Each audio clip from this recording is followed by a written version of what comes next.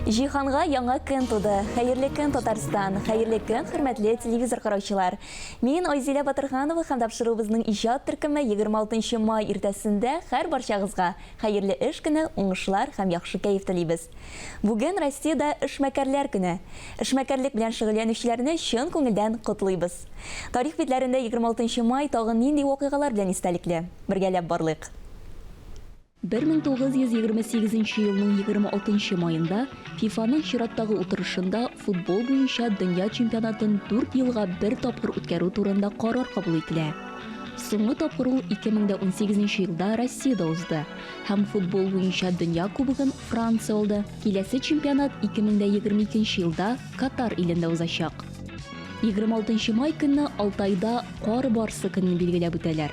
Оның мақсаты бу төр җәнлекләрне саклап, аларга игътибарны арттыру. Шулай ук 26 май көнне бөтен дөньяда тагын бер үзенчәлекле бәйрәм ялан аяк йөрү көнен уздыралар. Җир кешенең начар энергиясын алсын өчен кимендә 40 минутлап ялан аяк йөрергә кирәк дип белгечләр. Камал театры «Мәңгелек буран» спектакль белән хушлашла. Сәхнәдә 3 сезон зур уңыш белән барган драма әсәре 30 май көнне соңгы тапкыр уйнала. Үзебез турында, үткәнебез, бүгенгебез, киләчәгебез турында уйландырабыз спектакль. Режиссер Илгиз Зәйниевның да максаты тамашачыны уяту, уйга салу, театр теле белән әйткәндә катарсис, ягъни рухи чистарту булгандыр.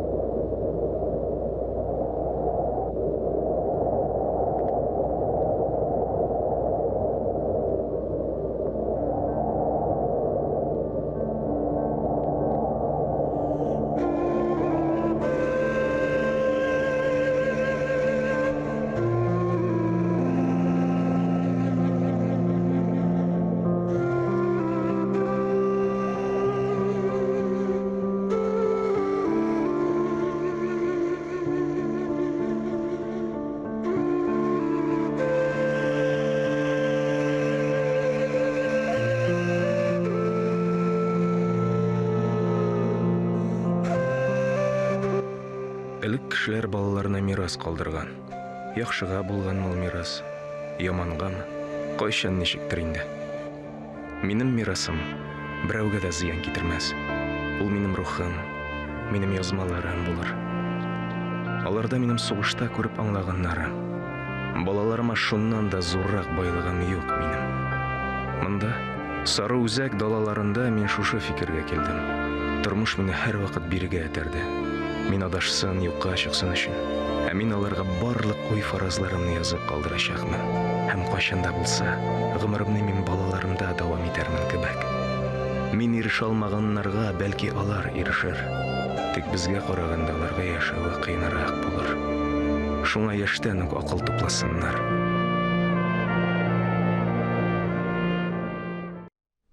«Мәңгелек буран» спектакле театр сәхнәсендә 21 тапкыр уйнала. Актерлар табигый шул ук вакытта хискә бай уеннары белән сөендерә. Бүген безнең туры эфир студиясы кунагы спектакльдә Казанга ролен башкаручы Татарстанның ат казанган артисты Алмаз Сабирҗанов. Алмаз, исәнмесез, хәерле көн.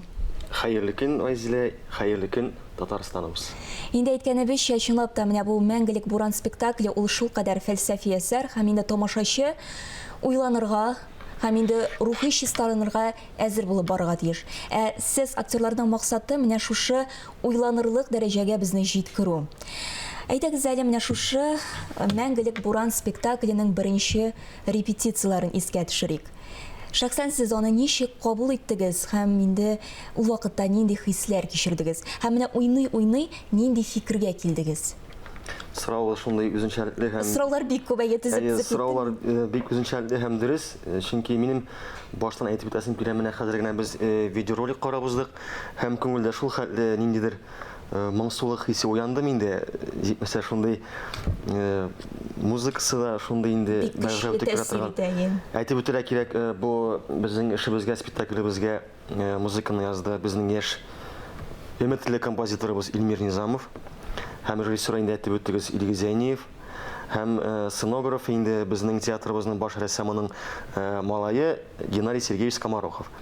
Һәм менә шул бер команда, шул гадәттә бит инде спектакльне без эшлибез, материал алганда иң күбе дигәндә 2 ай. 2 ай булса инде иң күбе дигәндә 3 ай булсын. Ләкин менә бу минем әйтеп үтәсем килә шундый бер мизгелне Илгиз Зәйниев тарафыннан бу спектакльне куерга алынган вакытында без артистлар белән шундый үзенчәлекле иттереп башлап җибәрде беренче репетицияны. Ни өчен дигәндә, әлбәттә беренчедән әйтеп үтәргә кирәк, бик күләмле зур әсәр, шулай ук пьеса түгел, гадәттә бит инде театр булгач, халыкта бит инде күз алдына килә пьеса, әзер әсәр, әзер персонажлар. Һәм монда инде бу чиратта безнең зур күләмле әсәр, роман. Әйтергә кирәк, бу күренекле Шыңгыз Айтматовның гасырга сузылган көн романын сәхнәләштергән әсәр. Без аны инде репертуарыбызга керттек, Мәңгелек буран дип үзгәрттек. Һәм инде менә әйткәнемчә, беренче репетиция вакытында безне Илгиз җыйды, аңлатты. Әйтәсе килгән сүзем шул.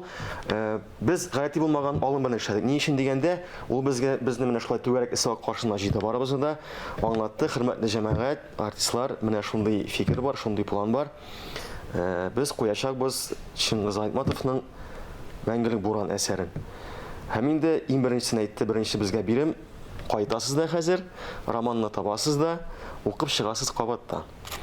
Без инде барыбыз да бу әсәрне беләбез, авторын да белмәгән кеше юктыр. Шуңа күрә, әлбәттә, мәктәп программасында булган инде бу әсәр бар, ләкин менә яңадан кабаттан хәтерне яңарту, бөтен персонажларны күз аллау, менә бу укып чыгу безгә бик файдага булды. Һәм мин менә шәхсән үзем моны укып чыкканнан соң сез сорадыгыз, нинди хисләр кичердегез дип. Мин әлбәттә роман бит инде бик зур күләмле әсәр. Шуңа күрә мин аны ялгышмасам 2 көн эчендә укып бетердем мин аны. Чөнки әйтәм, нәкъ менә бу романда Шыңгыз абыйның инде аның шундый бер инде серле сәләте бар. Менә мәсәлән, ул әлбәттә бөтен әсәрдә дә шулайдыр. Бөтен проза әсәрләрендә булсын, пьесада булсын, кеше телиме, теләмиме бу әсәргә, материалга кереп китә.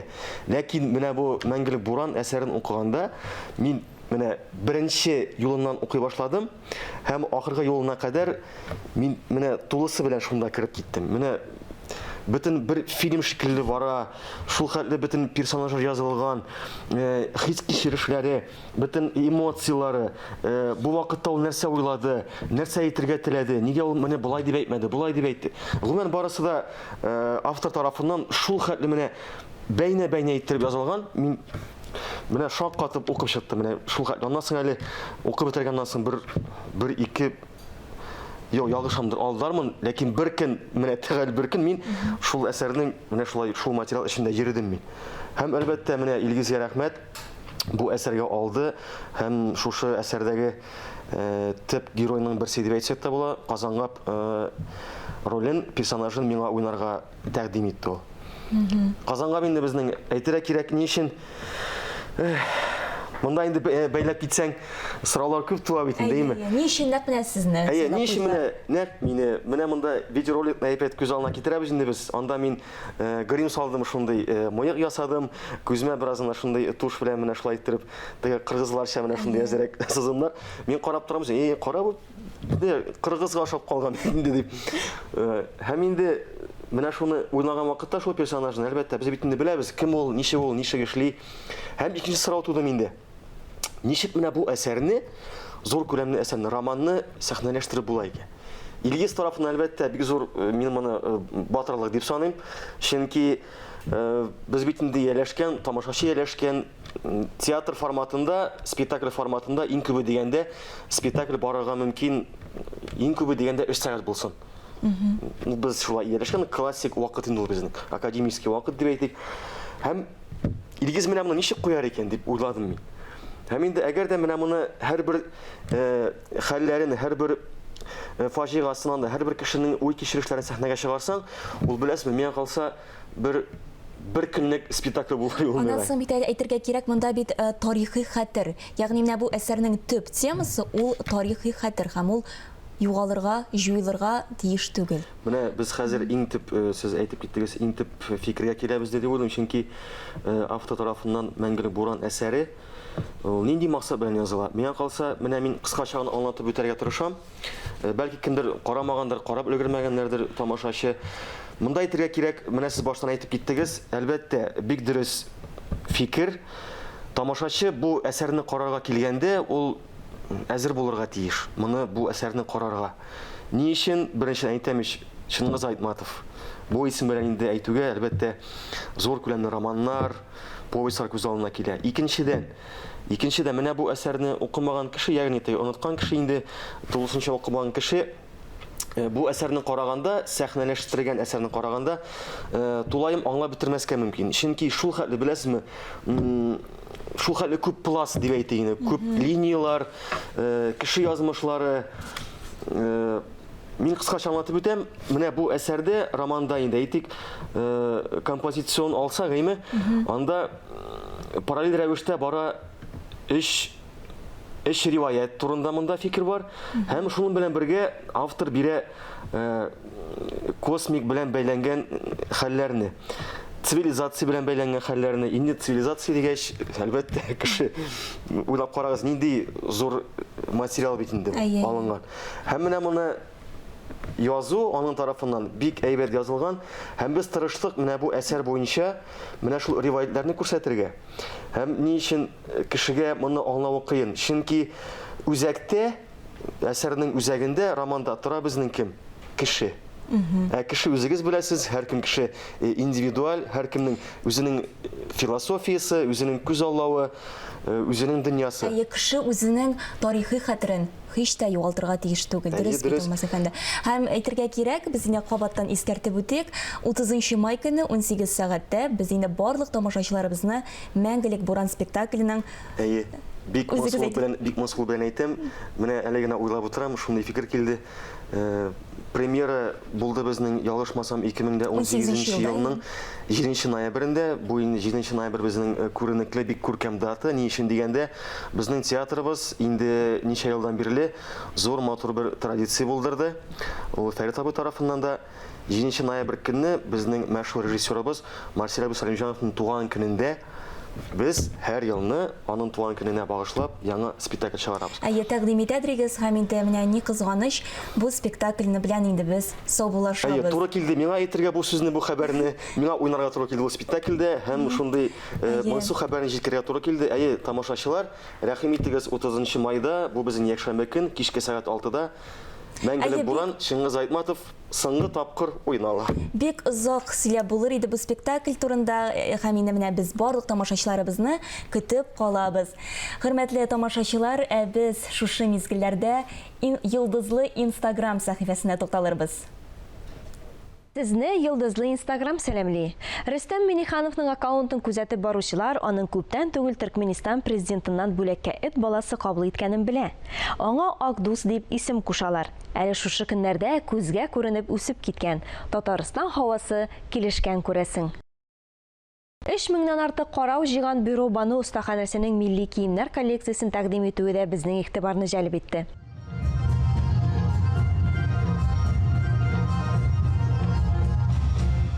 Коллекция данных Казан бренда Бюро дизайнер Элара Шейк.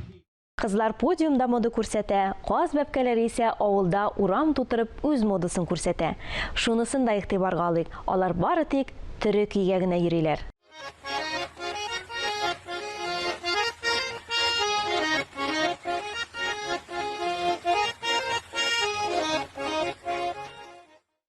Шушы бәбкәләр сыман бакчадагы яшелчәләр дә төз итеп, тигез итеп утырсын өчен аларны тәрбияләргә кирәк. Иң отышлы суларның берсе киләсе язмада.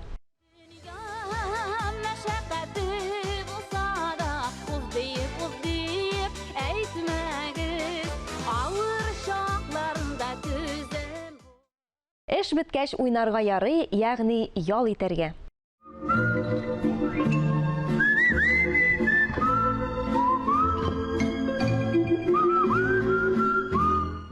Кайберәләр ял итсә, чыгарылыш сыйныф укучылары өчен соңгы кыңгырау чыңлады. Илсия Бадырдинова улына махсус җыр багышлап, олы тормыш юлын азатты.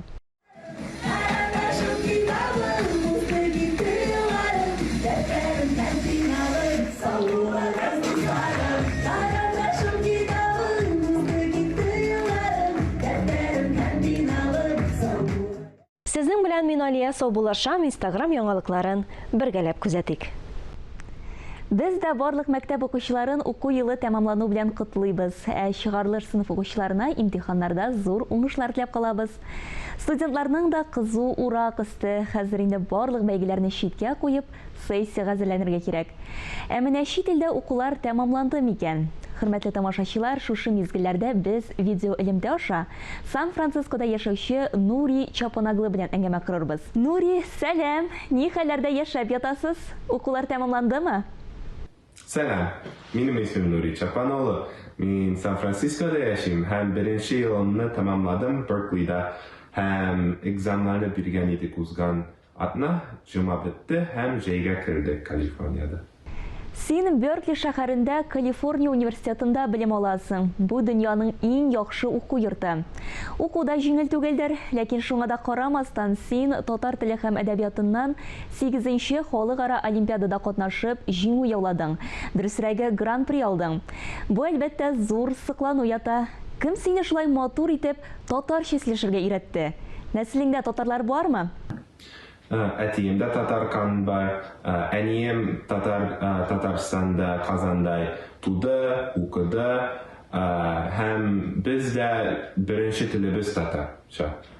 Мин һәм ике сестрам монда яшибез, Сан-Францискода булып та татарчаны саклыйбыз, өйдә сөйләшәбез. Бу көнгә атлы да тугандан бирле татарча сөйләшкәнбез һәм шулай саклыйбыз. Ничек уйлыйсың, менә синең кебек яшьләр үз телләрен яратып өйрәнсен өчен нәрсә эшләргә кирәк? Менә шәхсән син үзең ни өчен татар телен өйрәндең? Ничек әйткән идем, әтием татар булгач, татарча өйрәнергә беренче тел минем уйымда юк иде, анда тудым, татарча өйрәндем. Ләкин икенче яшь кешеләргә сөйләшкәндә уйлыйм башлый гаиләдә. Гаиләдә сөйләшмәсәң, үзеңнең әни телеңне, син ул халык кебек була алмыйсың. Минем фикеремдә, татарча сөйләшмәсәң, син татар түгелсең. Татарча белмисең, татар халык белән бергәләп була алмыйсың. Ул татарчага гына түгел, рус булсаң, русча белмәсәң, син чыннан рус түгел, минем фикеремдә. Шул кебек бөтен телләр белән була. Француз булсаң, французча белмәсәң, син чыннан французмы? Минем фикеремдә юк. Син бик максатчан егет. Университетта укып бетергәч, ниләр эшләргә җыенасың? Мин хәзер инженерингда укыйм, һәм бизнесны эстә куярга тырышам, кушырга. Һәм Бейриядә яшәп, күп мөмкинлекләр бар. Һәм уйларга кирәк, әле 3 елым бар укуда Берклейда. Аннары карарбыз, мөмкинлекләрне керербез, карарбыз ни эшләргә, ләкин хәзер мин укуга бирелгәнмен. Рәхмәт. Үз алдыңа куйган максатларың тормышка ашсын, Нури. Син афәрин егет. Туган телен кадерләүче, газиз халкын хөрмәт итүче менә мондый гаиләләр күбрәк булсын иде дигән теләктә, мин Айзилә Батырханова һәм тапшыру безнең иҗат төркеме сезнең белән саубуллашабыз.